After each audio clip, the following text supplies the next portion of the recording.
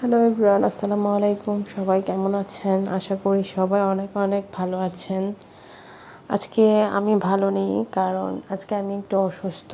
তাই আমি বেশি বেশি বড় ব্লগ আজকে দিতে পারবো না। আমি আন্তরিকভাবে দুঃখিত। তো কাছে দূরে যে যেখান থেকে বসে আমার ব্লগ দেখছেন, সবাইকে জানাই অনেক অনেক স্বাগতম ও অনেক অনেক ভালোবাসা। আসলে কালকে রাত থেকেই আমার শরীরটা খুবই খারাপ লাগছিল। সকালে ঘুম থেকে উঠতে পারছিলাম না। তবুও যেহেতু সকালে ছেলের স্কুল আছে, স্কুলে তো অবশ্যই যেতে হবে, তাই সকাল সকাল ঘুম থেকে উঠতে খুব কষ্ট হয়েছে। তবুও উঠেছি। উঠে ছেলের জন্য নাস্তা বানিয়েছি, খাবার রেডি করে ওকে খাওয়াই স্কুলে দিয়ে আসছি।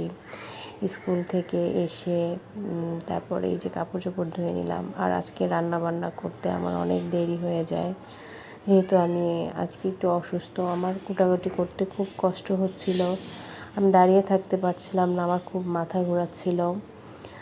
তো একটু রান্না করছিলাম, একটু রেস্ট করছিলাম, এভাবে। আর গতকাল আমি যেই ব্লগটা দিয়েছি ওইটাতে তেমন ভিউ হয় নাই, জানি নাই কেন। আর এত কষ্ট করে তোমাদের জন্য ব্লগ করি, শরীর অসুস্থতা থাকলেও অনেক কষ্ট হয় ব্লগ করতে।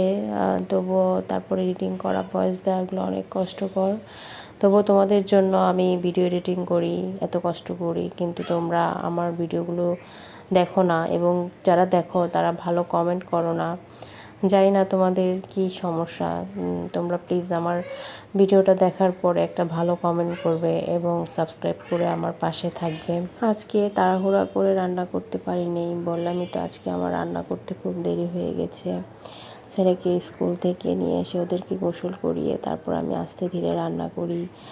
আর আজকে তেমন কিছুই রান্না করতে পারিনি, অল্প স্বল্প রান্না করেছি, যতটা সম্ভব শর্টকাট রান্না করার চেষ্টা করেছি। আর আজকে আমাদের নিচের ফ্ল্যাটের একটা ভাবি চলে যাচ্ছে, তো ওদের চলে যাচ্ছে সেজন্য মনটাও একটু খারাপ ছিল। আর ওরা যে চলে যাচ্ছে দেখছিলাম, সব কিছু গোছানো, একটা বাসা চেঞ্জ করা কতটা কষ্টকর এটা দেখছিলাম। আর ভাবছিলাম একদিন না একদিন আমাদেরকে তো এই বাসাটা ছেড়ে চলে যেতে হবে। আর বাসা ছাড়া কি যে প্যারার কাজ, আর কি বলবো, এত গোছাতে হয়, এত গোছাতে হয়। ওদের বাসায় অনেক ফার্নিচার ছিল, ওগুলা নেওয়ার পরে ওদের বাসার যে কি বিধ্বস্ত অবস্থা, এগুলা দেখেও আমার খুবই খারাপ লাগছিল। আর নিজেদের কথা ভাবছিলাম যে আসলে আমরা যারা ভাড়া থাকি আমাদের অনেক কষ্ট। আর ওই যে বললাম, এদিকে আমার বড় বাচ্চাটাকে গোসল করিয়ে এনে বসালাম, আর এদিকে ছোট বাচ্চাটাকে গোসল করিয়ে নিয়ে আসছি। ওটাই একটু ক্লিপ নিয়েছিলাম, ওটা তোমাদের সাথে শেয়ার করলাম। আর এদিকে কি রান্না করব আমার কিছুই ভালো লাগছিল না, কিছু মুখে রুচি নেই। আর মাসের শেষ, এখন তো অনেক বাজারই শেষ। তো ভাবলাম কি রান্না করা যায়। তো আমি কালকে পেঁয়াজু করেছিলাম, কিছুটা ডাল ছিল, তো কালকের যে পেঁয়াজুর ডালটা ছিল ওটা দিয়ে কয়টা বড়া বানিয়ে নিলাম। আর এইদিকে কয়েকটা পটল ভাজি করে নিয়েছিলাম। আর ওইদিকে তো দেখতেই পেলেন কিছু কচুর মুখে ছিল, ওটা দিয়ে শুটকি দিয়ে রান্না করলাম। বললাম না, এখন মাসের শেষ, এখন তেমন একটা বাজার নেই বাসায়, এটা দিয়ে চলতে হচ্ছে। মাসের শেষ হলে তো সবার বাসায় একটু টানাটুনি থাকে। তো আমার বাসায়ও যা আছে তাই নিয়ে গুছিয়ে কাজ করার চেষ্টা করছি। যেহেতু স্যালারি আর কয়েকদিন পরে পাবে, তো আমাকে তো সংসারটা এভাবে গুছিয়ে নিতে হবে। তো যাই হোক, কে কে আমার মতন এমন মাসের শেষ হলে শর্টকাটে রান্না করো। তো যাই হোক, এদিকে রান্না বান্না শেষে আমি ছাদে যে কাপড়গুলো দিয়েছিলাম সেগুলো আনি এবং সেগুলো গুছাচ্ছিলাম। এদিকে ঘরটা ঝাড়ু দিতে আর মুছতে আমার খুব কষ্ট হয়ে যায়, যেহেতু আজকে আমি খুবই অসুস্থ। আর আমি এখনও সুস্থ হইনি, জানি না কতদিন লাগবে আমার সুস্থ হতে। আমার শুধু মাথা ঘোরায়, কিছু খেতে পারি না, মুখে কিছু ভালো লাগে না, কিন্তু পেটে ক্ষুধা লাগে, কিন্তু খাবার মুখে ভালো লাগে না। আমি জানি না আমার কি হয়েছে, খুবই ক্লান্ত লাগে, সবসময় খুবই ক্লান্ত লাগে।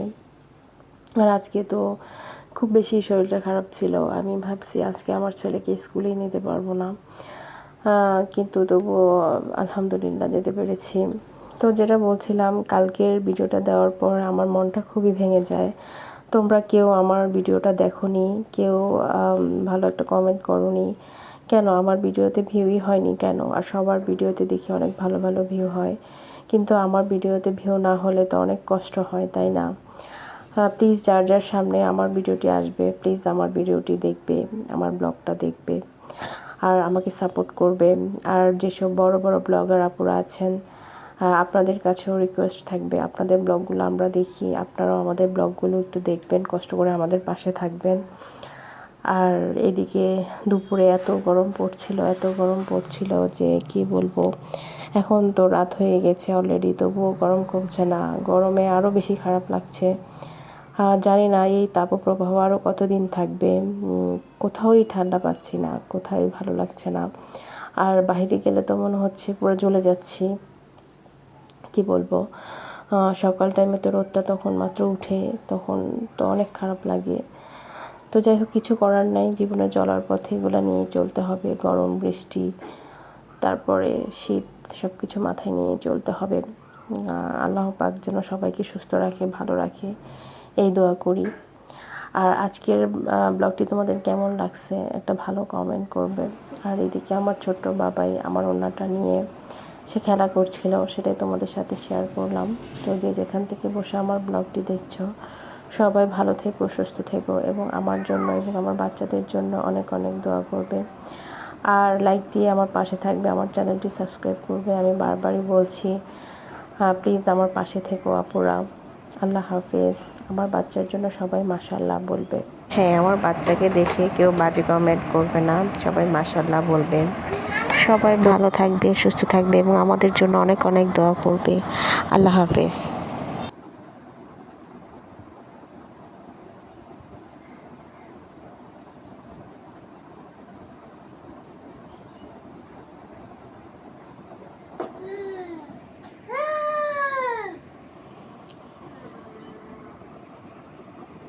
হ্যাঁ,